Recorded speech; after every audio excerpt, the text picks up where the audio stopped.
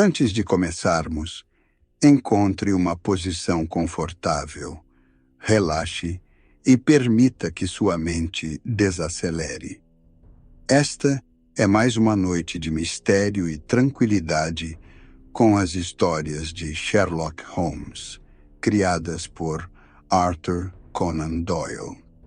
Após um período de intensas investigações em Londres, Holmes é aconselhado a descansar. Seu fiel amigo, Dr. John Watson, o leva para o interior tranquilo de Reigate, esperando que o ar do campo ajude em sua recuperação. Mas o descanso dura pouco. Um estranho roubo seguido de assassinato começa a inquietar os moradores da região, e Holmes logo percebe que algo nessa história não parece correto. Os senhores de Reigate. Meu amigo Sherlock Holmes levou algum tempo para se recuperar das tensões provocadas por sua intensa atividade na primavera de 1887. Toda a questão da companhia Netherland Sumatra e dos colossais planos do barão Maupertuis ainda está bem viva na memória do público e ligada muito intimamente à política e às finanças para ser assunto adequado a esta série de resumos. Mas o caso levou, de maneira indireta, a um problema singular e complexo que proporcionou ao meu amigo uma oportunidade para demonstrar o valor de uma arma nova, entre as muitas que ele manejava na sua eterna luta contra o crime. Consultando minhas anotações, vejo que foi no dia 14 de abril que recebi um telegrama de Lyons, informando que Holmes estava doente no Hotel Dulong. Em 24 horas eu estava ao lado dele, e aliviado por saber que não havia nada de grave nos seus sintomas.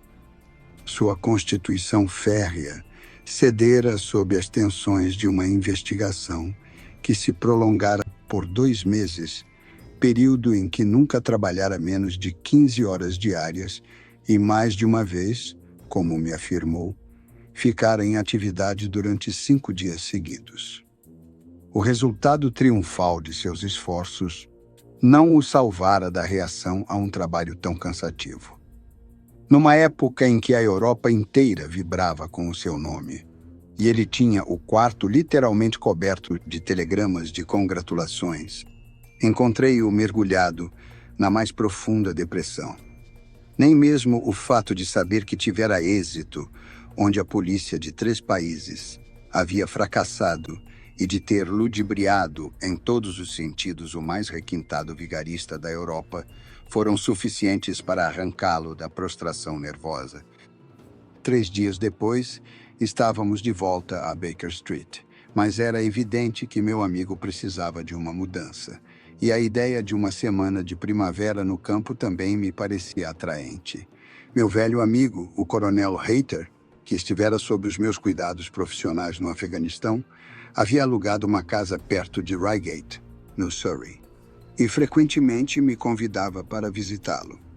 Na última vez ele comentara que, se meu amigo quisesse me acompanhar, ele teria prazer em oferecer-lhe sua hospitalidade. Foi necessário um pouco de diplomacia, mas quando Holmes compreendeu que nosso anfitrião era solteiro e que ele gozaria da mais ampla liberdade, concordou com meus planos.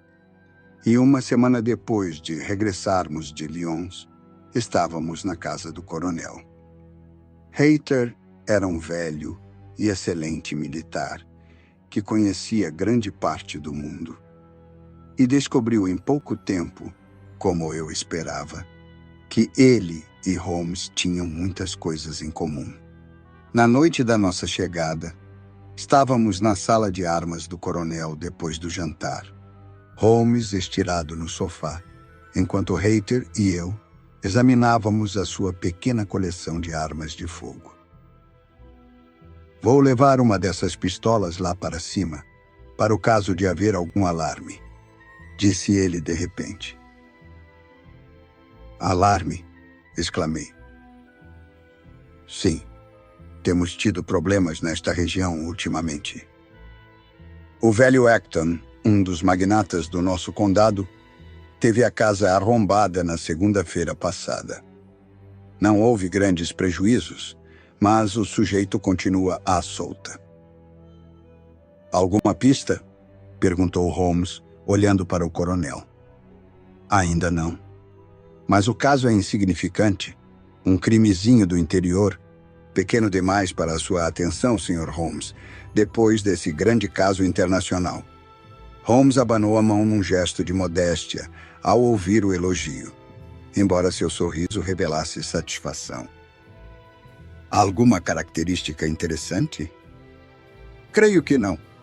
Os ladrões vasculharam a biblioteca, mas este trabalho rendeu bem pouco. A sala inteira foi revirada, gavetas esvaziadas, prateleiras em desordem, e o resultado foi que desapareceram um volume de Homero, de Pope, 2 castiçais prateados, um peso de papéis de marfim, um pequeno barômetro de carvalho e um rolo de barbante.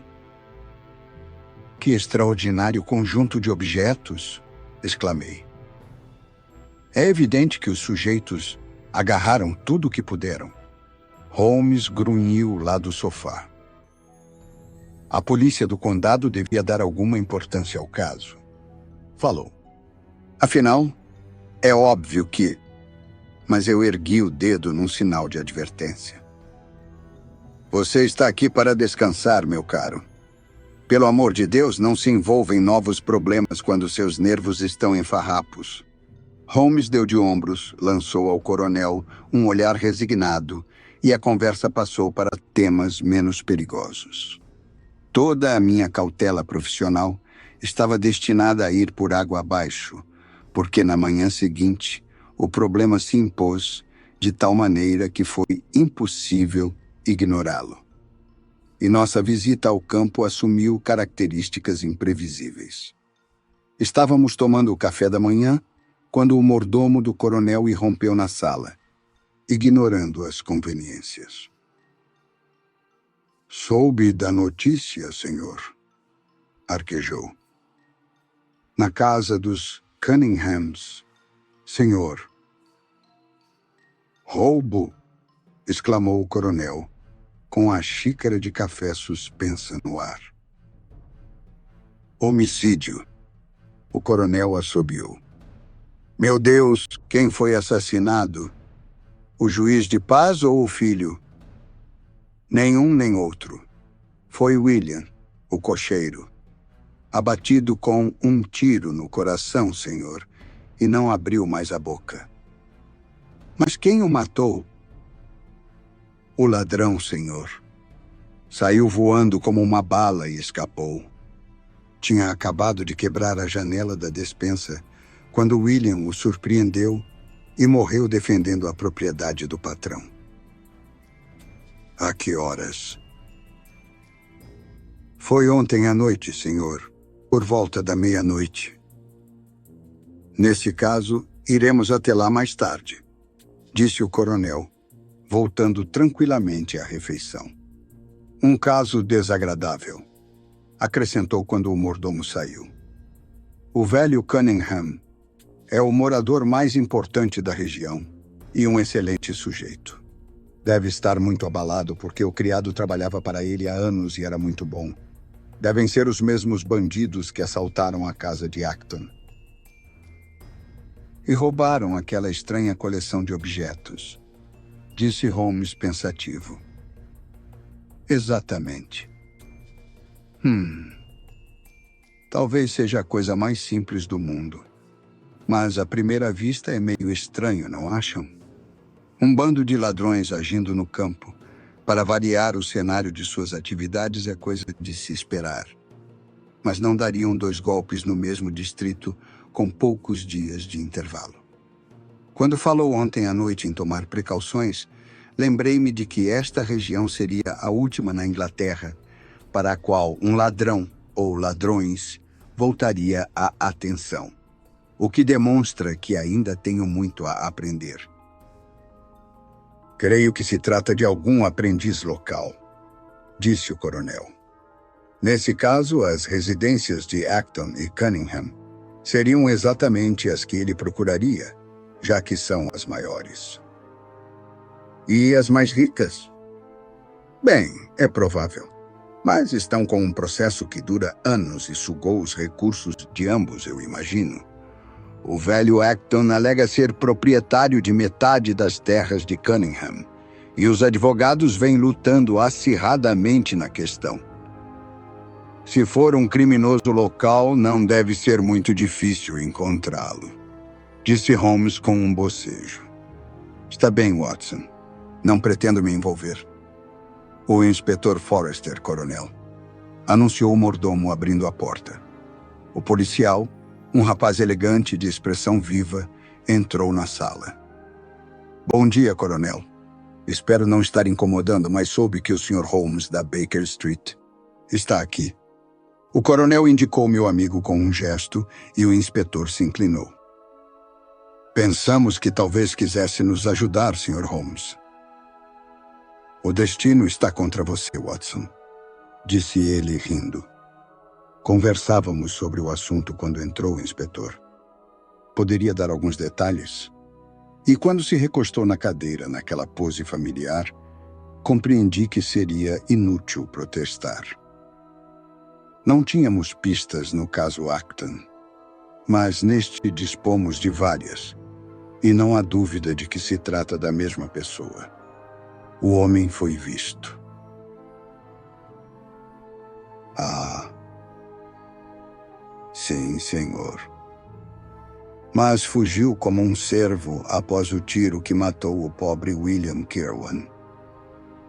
O Sr. Cunningham viu-o da janela do quarto e o Sr. Alec Cunningham viu-o do corredor dos fundos. Faltava um quarto para a meia-noite quando se deu o alarme. O Sr. Cunningham acabava de se deitar e o Sr. Alec fumava cachimbo, de roupão. Ambos ouviram William, o cocheiro, pedir socorro, e o Sr. Alec correu para baixo, a fim de verificar o que estava acontecendo.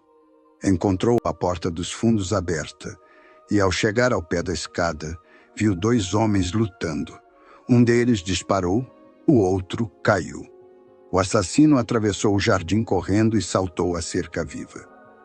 O Sr. Cunningham, olhando pela janela do quarto, viu o sujeito chegar à estrada, mas perdeu-o de vista logo depois. O Sr. Alec parou para socorrer o moribundo e assim o assassino conseguiu fugir. Além do fato de ser um homem de estatura mediana e vestir roupa escura, não temos pista pessoal, mas estamos fazendo investigações rigorosas. E se ele for um estranho por aqui, logo o encontraremos. O que esse William fazia lá? Disse alguma coisa antes de morrer? Nenhuma palavra. Morava no pavilhão com a mãe e era um sujeito muito leal. Supomos que tenha ido até a casa para verificar se estava tudo em ordem. É claro que o caso Acton deixou todo mundo alerta. O ladrão deve ter arrombado a porta, a fechadura foi forçada, e logo em seguida, William apareceu. William disse alguma coisa à mãe antes de sair? Ela é muito idosa e surda. Não conseguimos obter nenhuma informação. O choque deixou-a atordoada, mas eu soube que ela nunca foi muito inteligente. Mas há um detalhe muito importante. Vejam, tirou de um caderninho um fragmento de papel e alisou-o sobre o joelho. Isto foi encontrado entre o indicador e o polegar do morto. Parece um pedaço arrancado de uma folha maior. Observem que a hora mencionada é a mesma em que o pobre sujeito morreu. O assassino talvez tenha arrancado dele o resto da folha, ou ele pode ter tirado este fragmento da mão do assassino. Dá a impressão de que havia um encontro marcado. Holmes pegou o pedaço de papel, cujo facsímile está reproduzido aqui. Supondo-se que havia um encontro marcado, continuou o inspetor, é concebível a teoria de que esse William Kirwan apesar da reputação de homem honesto, estivesse de conluio com o ladrão. Talvez tenha vindo encontrá-lo no local. Pode até tê-lo ajudado a arrombar a porta. E depois, os dois se desentenderam. A caligrafia é extraordinariamente interessante, observou Holmes, que a examinava com grande concentração. O caso é bem mais complicado do que imaginei. Apoiou a cabeça nas mãos, enquanto o inspetor sorria diante do efeito que seu caso produzia no famoso especialista londrino. Sua última observação relativa à possibilidade de haver um entendimento entre o ladrão e o empregado, e de este papel ser um bilhete marcando o encontro entre os dois, é uma hipótese engenhosa e não de todo impossível. Mas este fragmento de escrita sugere. Mergulhou novamente a cabeça nas mãos e permaneceu por alguns minutos na mais profunda meditação. Quando ergueu a cabeça, fiquei surpreso ao vê-lo corado e de olhos brilhantes, como antes de adoecer. Levantou-se vivamente, com toda a antiga energia. Sabem de uma coisa? Eu gostaria de dar uma espiada discreta nos detalhes deste caso. Ele contém algo que me fascina bastante.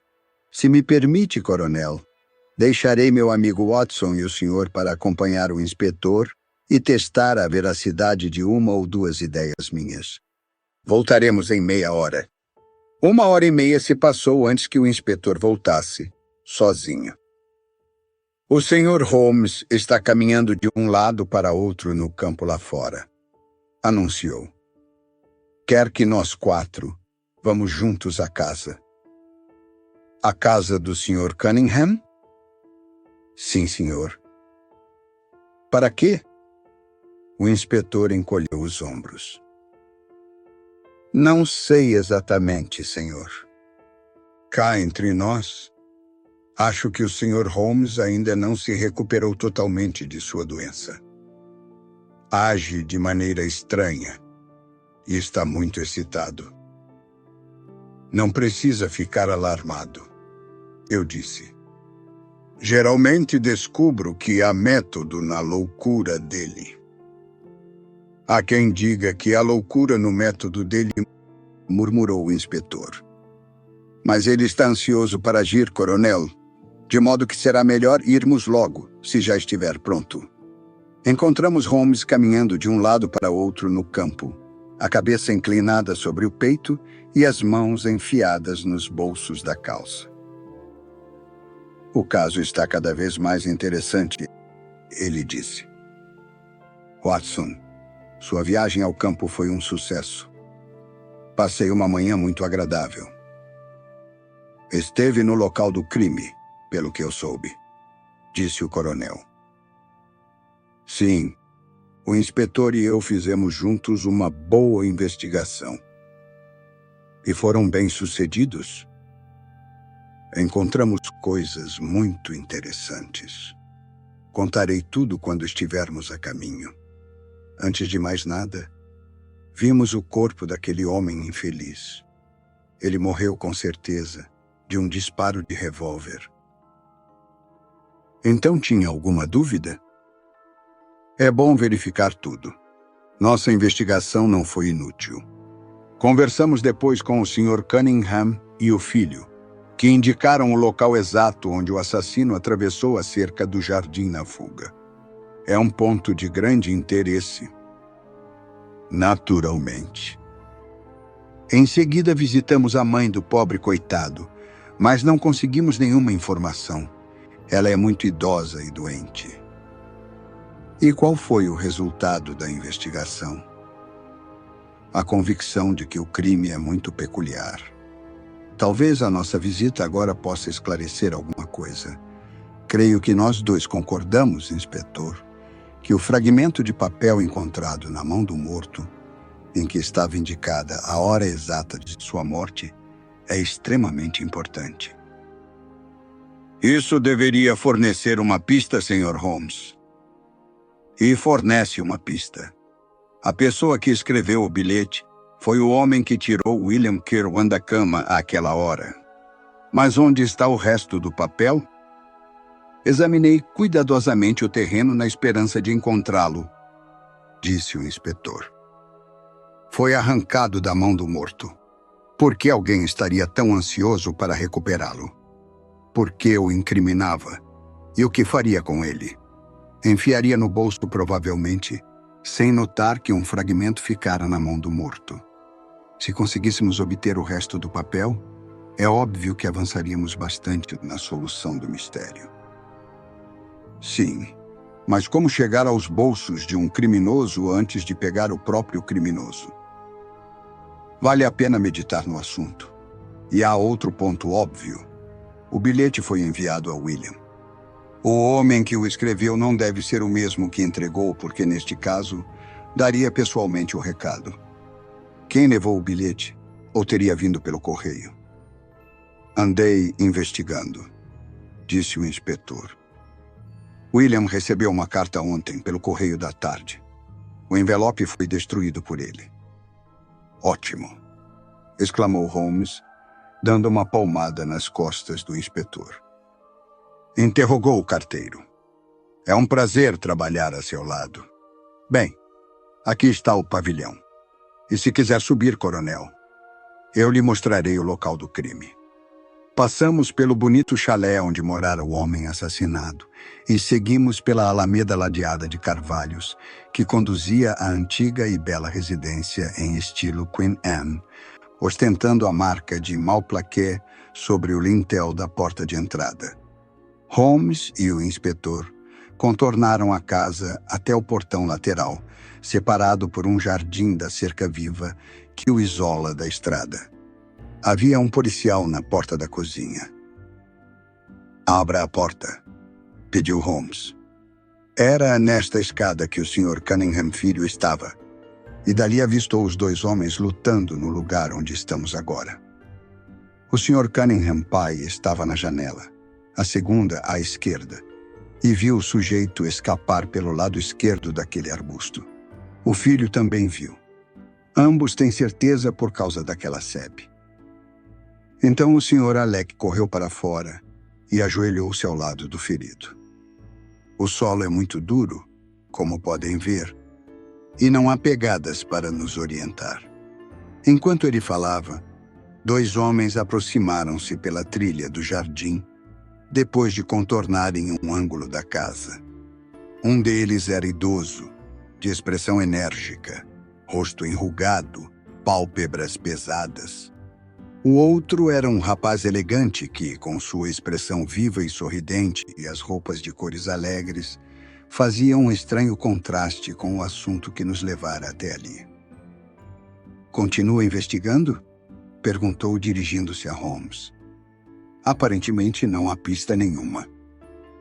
Precisa conceder-nos algum tempo, disse Holmes, bem-humorado. E vão precisar mesmo, disse Alec Cunningham. Aparentemente, não há pista nenhuma. Apenas uma, disse o inspetor. Achamos que se encontrássemos... Meu Deus, Sr. Holmes, o que aconteceu? O rosto do meu pobre amigo havia assumido de repente uma expressão muito assustadora. Revirou os olhos para cima, fisionomia alterada pela dor, e com um gemido abafado, caiu de bruços no chão. Horrorizados diante do ataque repentino e grave, nós o carregamos para a cozinha, onde foi instalado numa cadeira grande, respirando com dificuldade durante alguns minutos. Afinal, com um pedido de desculpas pelo desmaio, levantou-se.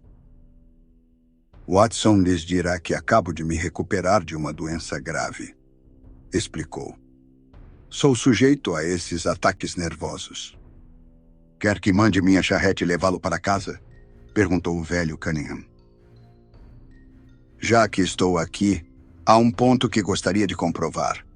É bem fácil verificá-lo. Qual é? É possível que o pobre William tivesse chegado à casa não depois e sim antes do ladrão. Todos parecem aceitar como ponto pacífico que, embora a porta tenha sido forçada, o ladrão não chegou a entrar. Creio que é bastante óbvio, disse o Sr. Cunningham gravemente. Meu filho Alec ainda não se deitara, e com certeza ouviria alguém que se movimentasse por aqui. Onde estava sentado? Eu estava fumando no meu quarto de vestir. Qual é a janela? A última à esquerda, ao lado da de meu pai. As luzes nos 2 quartos estavam acesas, naturalmente. É claro. Há pontos muito estranhos aqui, disse Holmes, sorrindo. Não é extraordinário que um ladrão, e um ladrão com certa experiência prévia, invadisse uma casa numa hora em que, como ele podia ver pelas luzes, ainda havia 2 pessoas da família acordadas? Devia ser um sujeito muito frio. É claro que se o caso não fosse tão estranho, não precisaríamos recorrer ao senhor para obter uma explicação, disse o Sr. Alec. Mas quanto à sua ideia de que o homem já havia roubado a casa antes de William surpreendê-lo, é totalmente absurda. Não teríamos encontrado o lugar revirado e dado pela falta dos objetos que ele havia roubado. Depende do tipo de objetos, disse Holmes. Deve lembrar-se de que lidamos com um ladrão muito peculiar e que parece ter uma linha de trabalho toda pessoal. Veja, por exemplo, a estranha coleção de objetos que roubou da casa dos Acton. Um rolo de barbante, um peso de papéis e não sei que outras ninharias. Bem, estamos inteiramente em suas mãos, Sr. Holmes, disse o velho Cunningham. Qualquer coisa que o senhor ou o inspetor proponham será aceita com certeza. Em primeiro lugar, gostaria que oferecessem uma recompensa. Deve partir dos senhores, porque a polícia levaria algum tempo para chegar a um acordo a respeito da quantia, e isto precisa ser feito rapidamente. Tenho aqui um esboço, caso não se importem em assiná-lo. 50 libras são mais que suficientes, eu acho. Eu daria 500 de boa vontade, disse o juiz de paz, pegando o papel e o lápis que Holmes lhe estendia. Mas isto não está muito correto, acrescentou, olhando para o documento. Eu escrevi às pressas. Vejo que começou assim. Tendo em vista que na madrugada de terça-feira, faltando 1/4 para 1, foi feita uma tentativa. E assim por diante. Era 1/4 para a meia-noite, para ser exato. Eu me afligi por causa do erro, pois sabia que Holmes ficaria profundamente abalado com um engano daquele tipo. Era sua especialidade manter-se fiel aos fatos, mas a doença recente o havia abalado, e aquele pequeno incidente era suficiente para mostrar que ainda estava longe da recuperação. Ele ficou embaraçado por um momento, enquanto o inspetor erguia as sobrancelhas e Alec Cunningham caía na gargalhada. Mas o velho corrigiu o erro e devolveu o papel a Holmes. Mande imprimir o mais depressa possível. Creio que sua ideia é excelente. Holmes guardou cuidadosamente o papel na carteira. E agora seria muito bom visitarmos juntos a casa para verificar se esse ladrão excêntrico, afinal, não levou alguma coisa. Antes de entrar, Holmes examinou a porta que tinha sido forçada. Era evidente que haviam usado um cinzel e uma faca resistente para arrombar a fechadura. Eram visíveis as marcas na madeira, no lugar onde a porta fora empurrada. Não usam barras? Perguntou. Nunca achamos necessário. E não tem cachorro? Sim, mas está preso do outro lado da casa. A que horas se deitam os criados? Por volta das 22 horas. Soube que William também se recolhia mais ou menos a essa hora. É exato. Estranho que exatamente nessa noite ele estivesse acordado. Gostaria que nos mostrasse a casa, Sr. Cunningham. Um corredor de pedra que dava para a cozinha conduzia por uma escada de madeira diretamente ao primeiro andar. Terminava num patamar fronteiro a outra escada mais rebuscada que saía do vestíbulo. Para esse patamar, davam as portas da sala de visitas e de vários quartos, inclusive os dos senhores Cunningham, pai e filho. Holmes caminhava devagar, observando a arquitetura da casa. Percebi por sua expressão que seguia uma pista importante, mas não consegui imaginar em que direção suas deduções o conduziam. Sr. Holmes, tudo isso certamente é desnecessário, disse o Sr. Cunningham meio impaciente. Meu quarto fica no final da escada e o de meu filho logo depois. Deixo a seu critério verificar se seria possível o ladrão subir até aqui sem que percebêssemos. Precisa tentar outra pista, na minha opinião, disse o filho com um sorriso malicioso. Peço que tenham um pouco de paciência. Eu gostaria, por exemplo, de ver até que ponto se pode avistar a frente da casa pelas janelas. Este é o quarto do seu filho, disse, abrindo uma porta. E aquele, eu presumo, é o quarto de vestir onde ele estava fumando quando foi dado o alarme. Para onde dão as janelas? Ele atravessou o quarto, abriu a porta e deu uma olhada no aposento contíguo. Espero que esteja satisfeito agora, disse o Sr. Cunningham secamente. Obrigado. Acho que vi tudo o que desejava. Então, se for realmente necessário, podemos ir para o meu quarto. Se não for demasiado incômodo. O juiz de paz deu de ombros e entrou na frente em seu quarto, que era mobiliado com simplicidade e nada tinha de extraordinário. Quando atravessava o quarto em direção à janela, Holmes recuou de modo que ele e eu fôssemos os últimos do grupo. Ao pé da cama havia uma mesinha quadrada sobre a qual se viam um prato de laranjas e um jarro de água. Quando passávamos por ela, Holmes, para minha imensa surpresa, inclinou-se na minha frente e deliberadamente derrubou a mesinha. A jarra quebrou-se em 1000 pedaços e as frutas rolaram para todos os cantos do quarto. Você é desajeitado, Watson, disse friamente. Molhou todo o tapete. Abaixei-me, confuso, e comecei a recolher as frutas, compreendendo que, por algum motivo, o meu amigo queria que eu assumisse a culpa. Os outros fizeram o mesmo, recolocando a mesa no lugar. Ora, para onde ele foi? Exclamou o inspetor. Holmes havia desaparecido. Esperem aqui um instante, disse Alec Cunningham. Na minha opinião, o sujeito não está muito bom da cabeça. Venha comigo, papai. Vamos ver onde ele se meteu.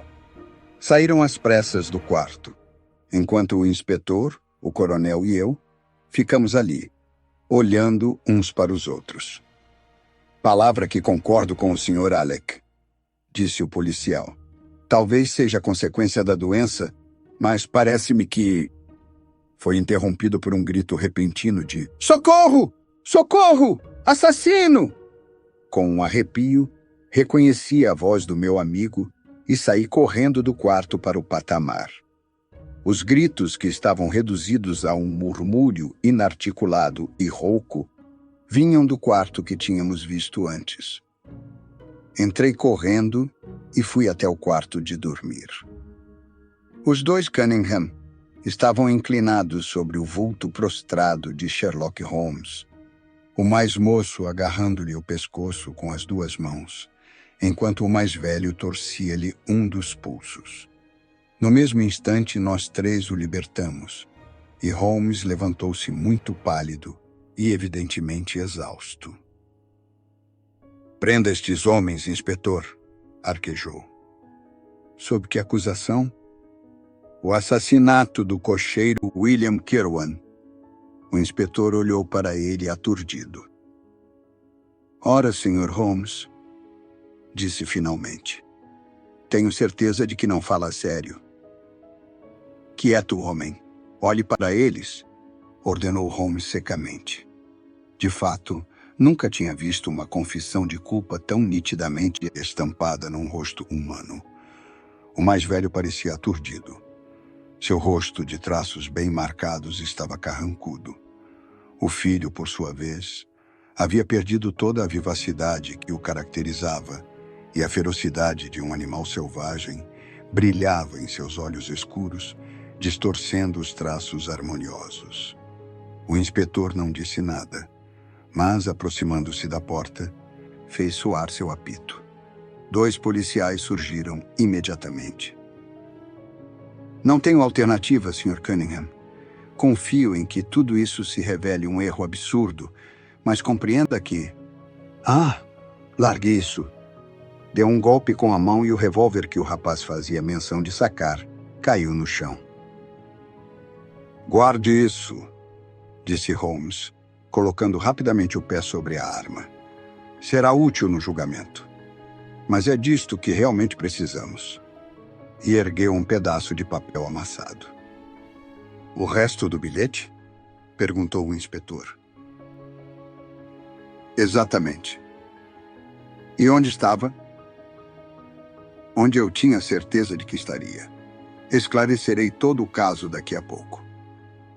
"Acho, coronel, que o senhor e Watson podem ir para casa. Eu me encontrarei com os 2 dentro de 1 hora no máximo. O inspetor e eu precisamos conversar com os prisioneiros. Mas estarei de volta para o almoço, com certeza." Sherlock Holmes cumpriu a palavra. Cerca de 1 hora depois, estava conosco na sala de fumar do coronel. Vinha acompanhado de um homenzinho idoso, apresentado como o Sr. Acton. Em sua residência fora cometido o primeiro roubo. "Queria que o Sr. Acton ouvisse o meu relato do caso, pois é natural que ele esteja muito interessado nos detalhes", disse Holmes. "Meu caro coronel, temo que amaldiçoe a hora em que resolveu acolher em sua casa um sujeito complicado como eu." "Pelo contrário", protestou o coronel. "Considero o maior privilégio poder acompanhar de perto os seus métodos de trabalho. Confesso que ultrapassam minhas expectativas e que sou incapaz de compreender os resultados. Até agora não vi um só vestígio de pista. Temo que minhas explicações o decepcionem, mas sempre tive o hábito de deixar bem claros os meus métodos, seja para o meu amigo Watson, seja para qualquer pessoa que revele por eles um interesse inteligente. Mas, para começar, como ainda estou um tanto abalado com a agressão sofrida no quarto de vestir, creio que tomarei um pouco do seu brandy, coronel. Minhas forças andam combalidas ultimamente." "Espero que não sofra outro ataque nervoso." Sherlock Holmes deu uma boa risada. "Chegaremos lá. Antes farei um relato do caso na sua devida ordem, mostrando os vários pontos que orientaram a minha decisão. Interrompam-me, por favor, se alguma dedução não estiver bem clara. É da maior importância na arte da detecção saber distinguir entre vários fatos quais os triviais e quais os decisivos. Do contrário, a energia e a atenção se dispersariam em vez de se concentrarem. Neste caso, eu não tinha, desde o início, a menor dúvida de que a chave estava no pedaço de papel encontrado na mão do morto. Antes de prosseguir, gostaria de chamar a atenção para o fato de que, se o relato de Alec Cunningham estivesse correto e o assaltante, depois de atirar em William Kirwan, tivesse desaparecido imediatamente, era óbvio que não fora ele quem arrancara o papel da mão do morto. Mas, caso não fosse ele, teria que ser o próprio Alec Cunningham, pois quando o velho desceu, vários criados já estavam no local. O detalhe é simples, mas o inspetor não o percebeu porque partia do pressuposto de que os magnatas da região nada tinham a ver com o caso. Quanto a mim, faço questão de me desfazer de preconceitos e obedecer docilmente quando os fatos me orientam. Assim, logo na primeira etapa da investigação, comecei a olhar com desconfiança o papel desempenhado pelo Sr. Alec Cunningham. Fiz um exame cuidadoso do fragmento de papel que o inspetor nos mostrou. Ficou logo claro para mim que ele era parte de um documento extraordinário. Aqui está. Vocês notam agora algo de muito sugestivo nele? Tem uma aparência muito desigual, disse o coronel. Meu caro senhor, não pode haver a mínima dúvida de que foi escrito por duas pessoas que traçavam palavras alternadas. Quando chamo atenção para os T vigorosos de algumas palavras e peço que os comparem às palavras quarto e meia-noite, que são hesitantes, perceberão imediatamente o fato. Uma análise rápida das palavras permitirá dizer com toda a segurança que o saberá e o talvez foram escritas por mão mais firme e o que por outra mais fraca. Por Deus, é claro como o dia, exclamou o coronel. Por que duas pessoas escreveriam a carta dessa maneira? Era óbvio que se tratava de uma trama escusa, e um deles, que desconfiava do outro, estava decidido que fosse qual fosse o resultado, ambos teriam responsabilidade igual. É evidente que aquele que escreveu e para era o chefe. Como descobriu isto?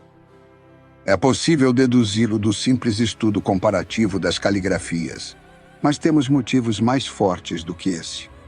Se examinarem com atenção este fragmento, chegarão à conclusão de que o homem de caligrafia mais vigorosa escreveu primeiro todas as palavras, deixando em branco as outras para serem preenchidas.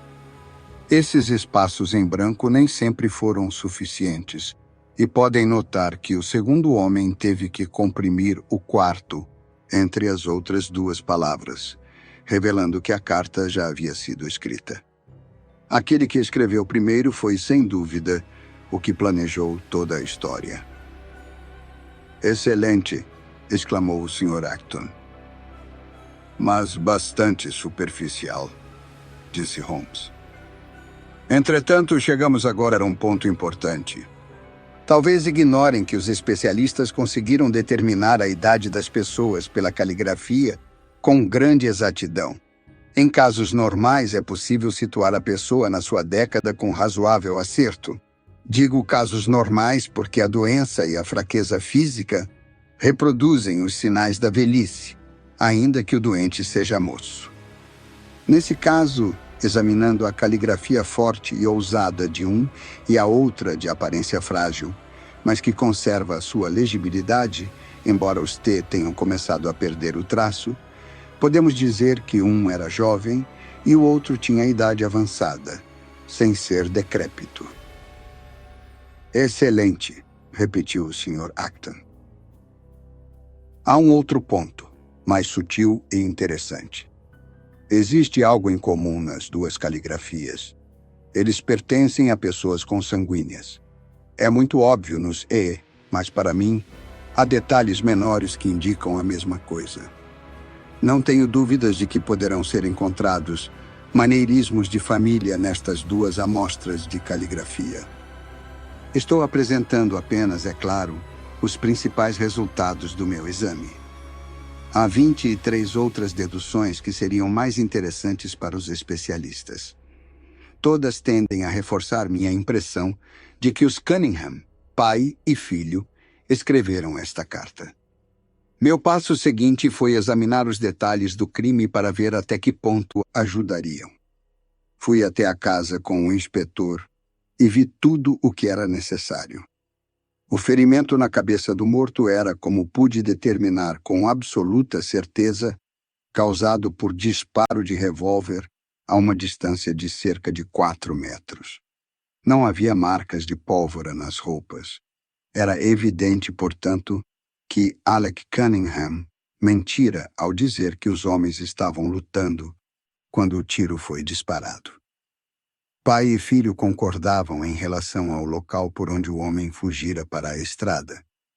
Mas acontece que naquele ponto há um fosso largo, úmido no fundo. Como não havia pegadas no fosso, tive certeza absoluta de que os Cunningham haviam mentido novamente, e também de que nunca houvera nenhum desconhecido em cena. Precisava então verificar o motivo daquele crime singular. Para isso, tentei primeiro descobrir o motivo do roubo anterior na casa do Sr. Acton. Graças a uma coisa dita pelo coronel, soube que havia um processo envolvendo o Sr. Acton e os Cunningham. Ocorreu-me logo, é claro, que tinham invadido a biblioteca com a intenção de obter algum documento importante do caso. Exatamente, disse o Sr. Acton. Não há dúvidas quanto às intenções. Eu tenho direito incontestável sobre metade das terras atuais dos Cunningham. Se eles tivessem encontrado um único documento, que felizmente está no cofre de meus advogados, sem dúvida prejudicariam o nosso caso. Estão vendo? Exclamou Holmes sorridente. Foi uma tentativa perigosa e desvairada, na qual percebo a influência do jovem Alec. Nada encontrando, tentaram afastar as suspeitas fazendo com que o caso parecesse um roubo comum. Para isso, carregaram tudo o que encontraram ao alcance das mãos. Essa parte é bastante clara, mas ainda restavam muitos detalhes obscuros. O que eu queria, acima de tudo, era descobrir a parte desaparecida do bilhete. Tinha certeza de que Alec o arrancara da mão do morto, e estava quase certo de que o enfiara no bolso do roupão. Onde mais o teria guardado? O único problema seria verificar se ainda estava lá. Valia a pena fazer um esforço para descobrir, e com esse objetivo todos nós fomos até a casa. Os Cunningham se encontraram conosco, como devem recordar, junto à porta da cozinha. Era essencial que nem sequer se lembrassem da existência do papel, do contrário, o destruiriam imediatamente. O inspetor estava a ponto de aludir à importância do detalhe, quando, por um feliz acaso, fui acometido de uma espécie de ataque, alterando o rumo da conversa. Meu Deus! Exclamou o coronel rindo. Quer dizer que desperdiçamos nossa solicitude num falso ataque? Falando como profissional, foi admiravelmente representado. Exclamei, olhando surpreso para o homem que vivia a me espantar com novas facetas de sua astúcia. Trata-se de uma arte muito útil. Quando me recuperei, consegui, graças a um artifício que talvez tivesse o pequeno mérito da engenhosidade, que o velho Cunningham escrevesse a palavra meia-noite, de modo que eu pudesse compará-la à meia-noite escrita no bilhete. Ah, como fui idiota! Exclamei. Percebi que você estava penalizado com a minha falha, disse Holmes com um sorriso. Lamentei causar-lhe a decepção que eu sei que você sentiu. Subimos juntos e, depois de entrar no quarto de vestir e ver o roupão pendurado atrás da porta, consegui atirar a mesinha no chão, distrair a atenção de todos e voltar para examinar os bolsos. Mal havia encontrado o papel, que estava onde eu esperava, quando os Cunningham saltaram em cima de mim. E teriam me assassinado ali mesmo, tenho certeza. Não fosse a sua pronta ajuda.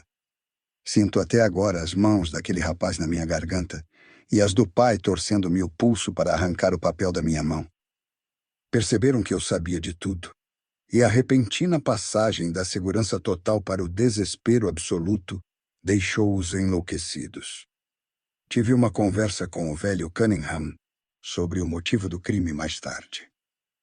Ele estava mais calmo, embora o filho se mostrasse um perfeito demônio, disposto a estourar os próprios miolos e os de qualquer pessoa se conseguisse um revólver. Ao ver que o caso contra ele era arrasador, perdeu o ânimo e confessou tudo.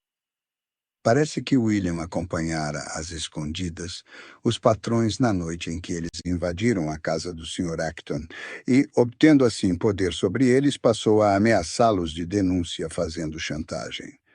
Mas o Sr. Alec é um homem perigoso nesse tipo de jogo. Foi um golpe genial de sua parte ver no pavor de ladrões, que agitava a região, uma oportunidade de livrar-se do homem que temiam. William foi atraído e eliminado. E se estivessem com o bilhete inteiro e tivessem prestado um pouco mais de atenção aos detalhes, é bem possível que ninguém jamais suspeitasse. E o bilhete? Eu perguntei. Sherlock Holmes colocou diante de nós o documento abaixo. É o tipo de coisa que eu esperava, disse Holmes. Não conhecemos ainda, é claro, as relações entre Alec Cunningham, William Kirwan e Annie Morrison. O resultado demonstra que a isca foi bem colocada. Estou certo de que se interessarão pelos traços hereditários revelados nos P e no G. A ausência de pingos nos I na caligrafia do velho é também bastante característica. Watson, creio que o seu repouso no campo foi um sucesso incontestável e certamente voltarei amanhã bastante revigorado para a Baker Street. Com apenas algumas observações cuidadosas e um pedaço de papel aparentemente insignificante, Sherlock Holmes desmonta toda a farsa e revela quem realmente estava por trás do crime em Highgate. Boa noite e até o próximo conto.